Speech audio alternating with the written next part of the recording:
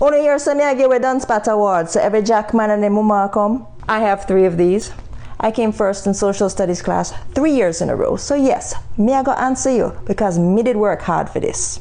Jamaica has always been a multicultural society with different ethnicities, religions, and cultures. This is in fact the Jamaica I grew up in. This is nothing new. There are Jewish Jamaicans. Hillel Academy, for example, is a Jewish school in Cherry Gardens. We also have a large Syrian and Lebanese population in Jamaica. Most notably, former Prime Minister Edward Seaga, former Miss Jamaica World Lisa Hanna.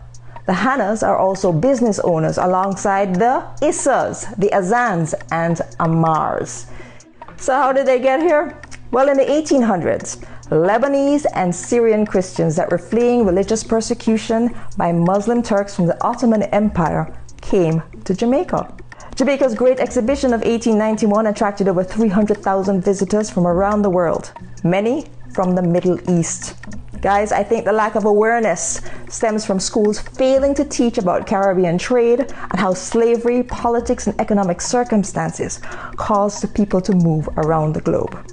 And so, wave of dunce people descending on my posts. Thank God I had great teachers, because now you know.